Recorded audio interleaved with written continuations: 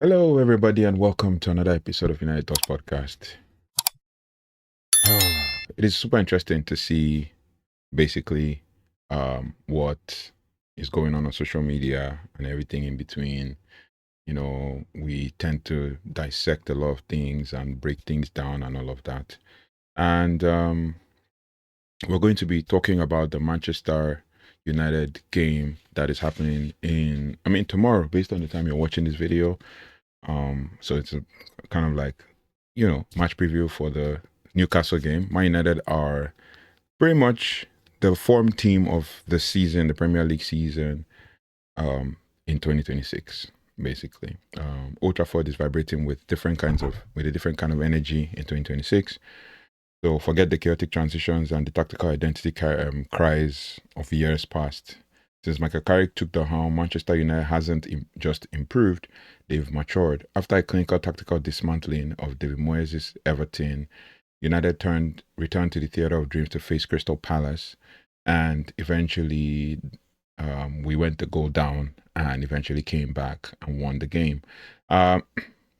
It was as dangerous and as desperate, right? But the battle between Carrick's intelligent control and Oliver Glasner's vertical chaos wasn't just a game; it was a litmus test for Manchester United and basically Crystal Palace.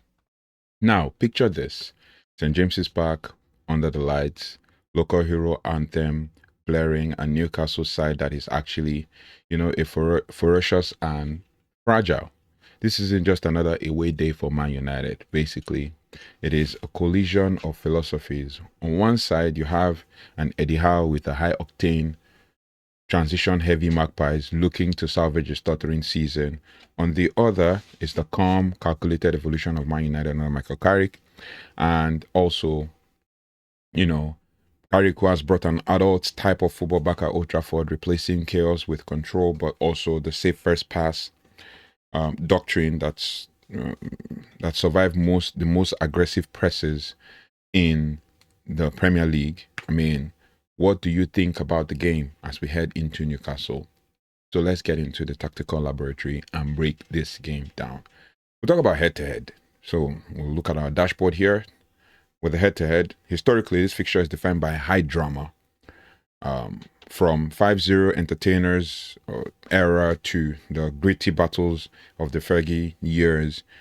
Recently, the pendulum has swung wildly to Newcastle, especially in the 2025 EFL Cup win that signaled the arrival as a trophy-winning force. But United also clawed back dominance in 2026, and in the last 3 meetings, United have won two of those ties in the last 3 meetings between Man United and Newcastle. Then, if you look at it, you remember the tactical masterclass of the 1-0 win at Old Trafford that had us winning in the first half, and we kind of defended for the most part in the second half earlier this season. However, the good thing about this is that United won that game and has gone unbeaten since that game in December. Boxing Day, I remember clearly.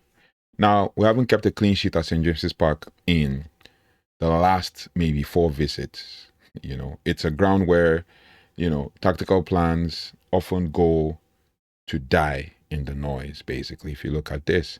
But then, looking at our dashboard, you can tell that Manchester United versus Newcastle in the last 5 games, Newcastle have lost 4 and won 1.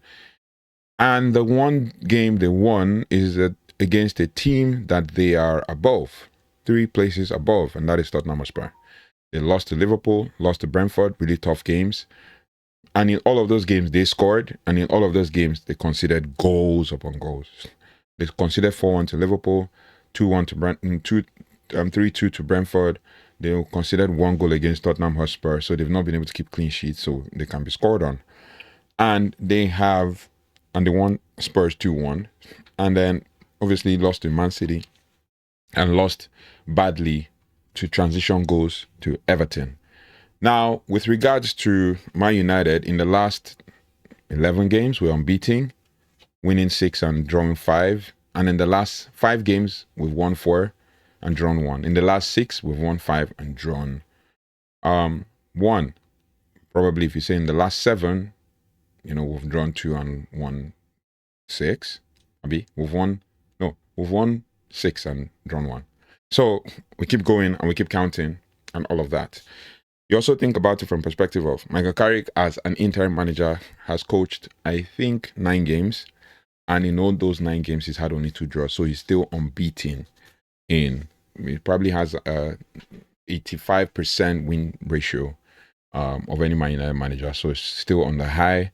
Basically, in the last 5 games, obviously, like I said, Man United lost and won Newcastle 1-0, lost 4-1 to them last season, and lost 2-0 in the Cup to Newcastle as well, and then beat them 3-2 last season as well. And then obviously Newcastle 1-1. So obviously it's kind of balanced, right?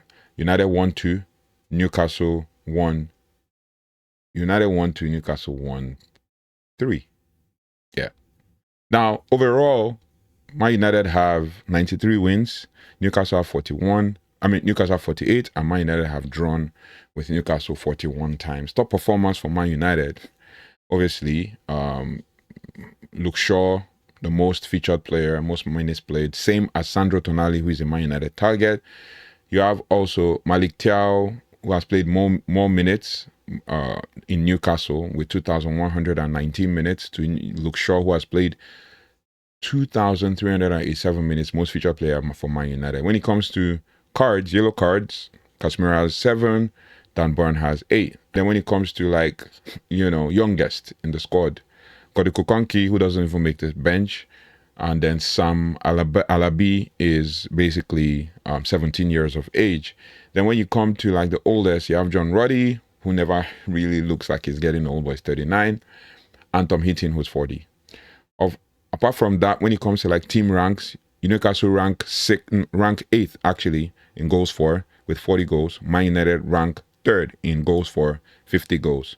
When it comes to shots, Man United rank 1st with 417 shots. We take more shots per game, while Newcastle ranks 6th with 348 shots. As well as far as assist goes, Man United basically has a 3rd in assists with 35 assists, while Newcastle are 14th with 21, and saves. Man United are 19th with 56 saves, because we seldom face so many shots, but we also face high quality shots.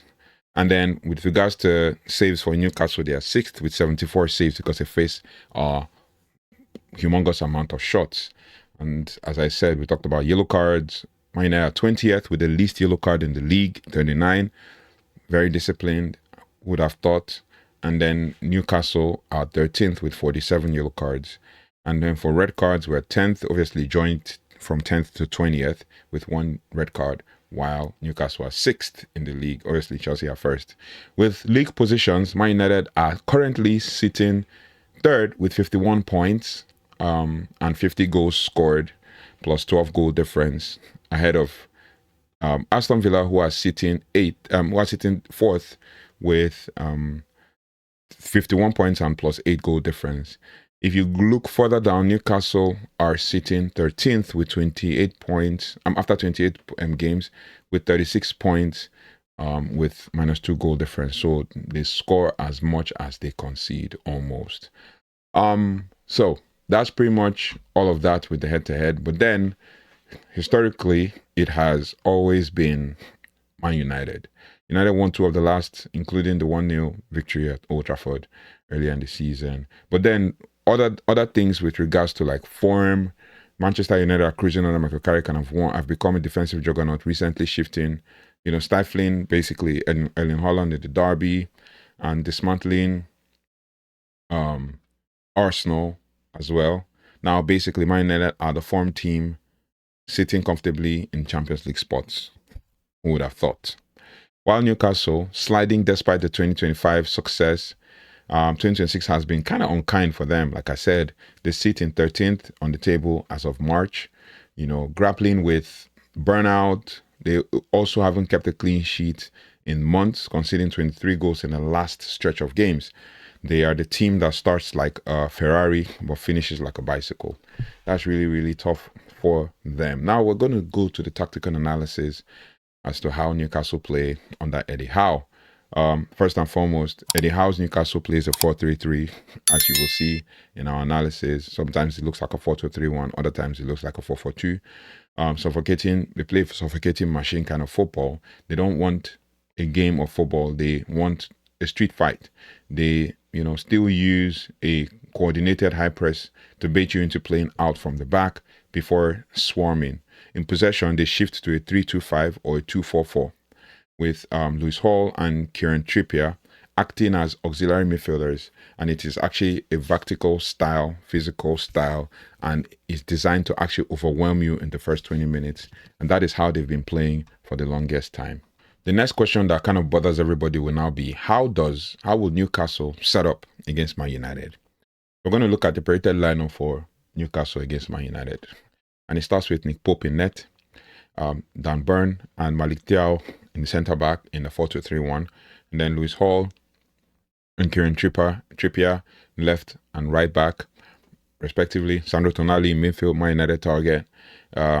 Jacob Ramsey in the mid with Sandro Tonali. Could be Joe Linton, depending on how the team lines up. If Joe Linton is in that mid, then you have Jacob Ramsey playing as an attacking mid with Anthony Gordon playing as a left winger. So then you have Woltemade playing as a striker. So it will be a 4-2-3-1, typical. Anthony Elanga is on the right, Anthony Gordon is on the left, and then you have Woltemade and potentially Aaron Ramsey, Jacob Ramsey, say Aaron Ramsey, oh my days, Jacob Ramsey, in that midfield. So it will be a 4-2-3-1, and their key player for this one is basically, there's one player I've been watching, from his Everton days and stuff. It's Anthony Gordon. He is the chaos agent. He is the recovery. His recovery sprints and his 1v1 directness embodies Howe's philosophy. If United fullbacks lose focus for a second, Gordon vertically in transition will exploit the space behind the 3-2-5 shape that Carrick likes to build on. So he could take that opportunity, and capitalize on our 3-2-5 shape when Michael Carrick lines up, the way Michael Carrick lines up. Now, we'll go to the tactical analysis. But before we go to that, Anthony Gordon has played 39 matches so far this season in all competitions. That's a lot of matches in a season, but that's fine. He's not scored in the last 3 games. The last goal came in the 6-1 drubbing of Karabag in the Champions League. He scored 3 goals, I think, in that game.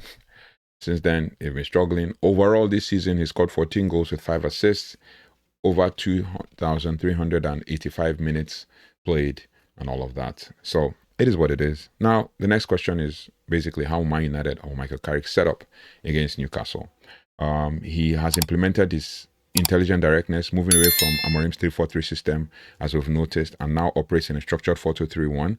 Now, when they have the ball, they morph into a 3-2-5, as I've said several times on this channel, with the left wing back or the right wing back being high and wide, which is the fly fullback, and then one of the fullbacks will now drop deep as the stay fullback. The focus is on bounce passes and central diamonds to bypass the press. Defensively, they don't chase. They sit in a disciplined 4-2-3, 4-4-2. That's basically the way Michael Carrick lines up. Mid block, then they cut passing lanes and force the opposition to cross into a crowded box. Now, when you look at it and you look at the way the team is set up, you can understand that Man United tries to set traps for other teams as well.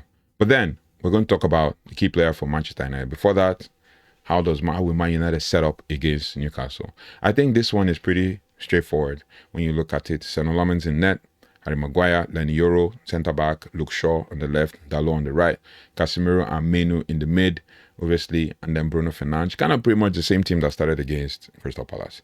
Maguire was ill in the last game. He probably will be back by now. If not, then we replace him with Aiden Heaven. Apart from that, Maguire starts, and then Bruno Fernandes, and you don't change a winning team. Cunha on the left, Mbeumo on the right, and then Benjamin Sesko is up top as the striker. He starts this game as well, kind of like similar to what Newcastle are going to do. And it will be good because we have pace up from Cunha, Mbeumo, and Sesko as well. Whatever happens, if Michael Carrick decides to bring in Ahmad, then that's fine. But we still have pace, and we can transition quickly if Newcastle transition or not. So it's going to be kind of like a chaotic game for us at Manchester United as we face Newcastle. Now, key player for Manchester United. It's going to be super interesting. The key player will most likely be Bruno Fernandes. As we all know, has happened severally. Bruno has turned up for the team. He's done what is necessary to get us wins. He's created assist leader, the chance creator, the top chance creator in the team so far this season. He's played 27 games, the fewest he's played in any season in the last 10 years as a player. Basically, with 2,303 minutes, was only injured for 2 games as well under Ruben Amorim at some point. He has 7 goals and 14 assists, leading the assist table with 13 assists in the Premier League. He scored a goal in the last game, and in the last 4, he scored 2. He's played 2,303 minutes so far, and he's doing really well, putting up good numbers and all of that. Now, basically, we are, thriving with him when he's playing on a good day. Other key players that you will see in this game, which I would not go without giving him credit because I mentioned him the last game, Benjamin Sesko. I mentioned him the last game because he has done what is necessary to deliver for Man United. In the last 4 games, he scored 3 goals. In the last 7 games, he scored 6 goals. That is absolutely amazing. 25 games played, 1,391 minutes, hasn't played so many minutes, but he has 9 goals and 1 assist. That is 1 goal every 43 minutes. That is absolutely amazing, right, for the 22-year-old. And long may he continue. That bullet header is one we can remember. The goal against West Ham, that flick was a nice goal to watch. And like his goals, 3 different goals scored across 3 different games have been amazing. Peak goals, like different styles of goals, right? Header, flicking, pass into the bottom part of the net. But Sesko is one to watch this season.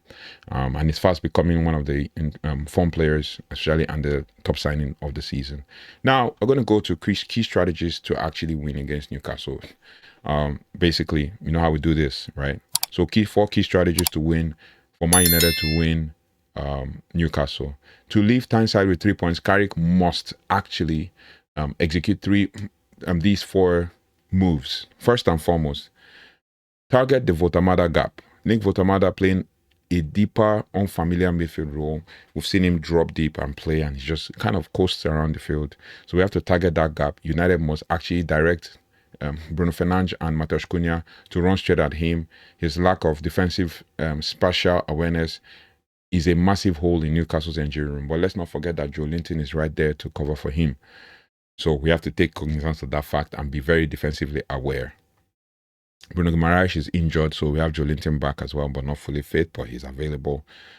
Number 2, we have to exploit the rest defense. Newcastle commits so many when it comes to bodies. They commit so many bodies forward that they leave the wide channels vacant. Rapid switches to probably Ahmad or to Cunha or to even like Mbomo, the moment the possession is regained, will catch Newcastle's slow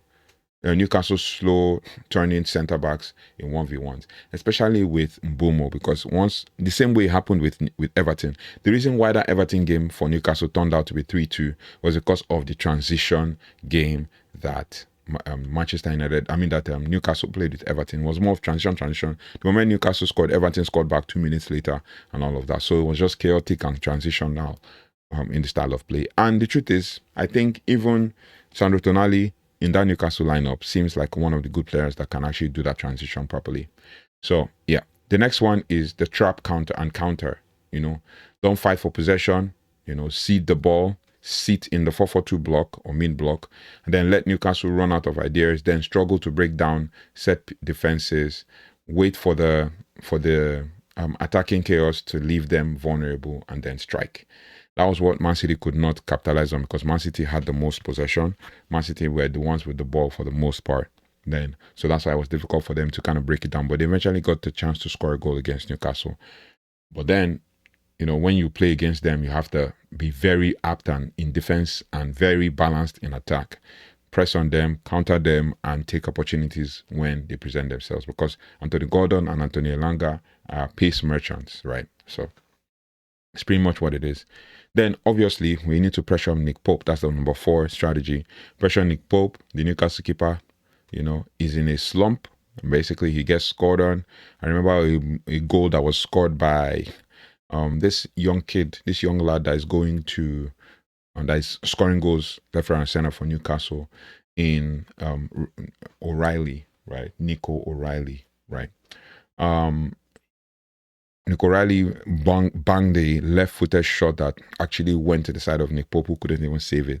So by applying high pressure on his distribution and swinging corners into the 6-yard box, where Newcastle has conceded 6.5 goals per 100 set pieces, United can force a self-implosion for Newcastle. Obviously, we need to take advantage. We need to win that game and all of that. Now, what's my prediction for this game? My prediction will be a Hartford 2-0 win. It's going to be tough. It's going to be tough. We need to defend well. I mean, we did that against Newcastle. In the last 4 games, we've kept 2 clean sheets. That's absolutely amazing. We did that against Newcastle before. We can do it again. We did it against Everton that won them, and we can do it again. We did it against Spurs that they beat. We'll do it again, right? So this match is a battle of logic versus emotion. Newcastle will be bringing the noise and the fire. That stadium is really tough to play in. But United under Michael Carrick has the ice in the veins to handle it. Bruno Fernandes is one player that we can actually look at and say, can you lift this team out from the dumps if you need to? Facts. So, if United can survive the first 20-minute storm and exploit Newcastle's fragile midfield balance, it's a game that we should win comfortably. And I'm going to say probably, like I said, 2-0 victory with Matheus Cunha bagging one of the goals. And then obviously it will now be 10 games for Michael Carrick without defeat. That would be amazing, man. That would be absolutely amazing. Anyway, so I'm giving a 2-0 win against Newcastle away. It'll be interesting. We'll watch the game, we'll analyze, and we'll bring you, every of the detail that you need. What do you think about this? Does Nuzai Majraoui start ahead of Luke Shaw, or is Luke Shaw back? I put Luke Shaw in my lineup. I probably would change it and say Nuzai Majraoui, but they said Luke Shaw was ill, not that he had an injury. So, yeah. So, Nuzai Majraoui or Luke Shaw, would you guys think will play in that wing back or left back spot? And do you think Nuzai Majraoui is up to the task with tracking down Trippier? Right. And obviously, can Harry Maguire handle the pace of Gordon, because they're going to put Gordon through the middle? That would fall on Euro to track that pace, especially in transition. So let's know in the comment section, and let's keep the Carrick era rolling. What do you guys think? Put it in the comment section. Let's break it down and analyze and have the conversations that we can have. Thank you so much for watching. Thank you so much for liking, sharing, and subscribing. If you haven't already, please do like, share, subscribe, and hit the notification bell so you don't have to miss anything as it relates to all things Manchester United. Sandro Tonali is one player I'm going to be watching in this game, because obviously that guy lives, when he attacks, he leaves a certain amount of space in that midfield. So we need to also capitalize. I just thought about that now and I remember to say it. So anyway, let's look at it and let's analyze. Thank you so much for watching. Thanks so much for liking, sharing, and subscribing. I'll see you on the next one. Take care. Goodbye and God bless.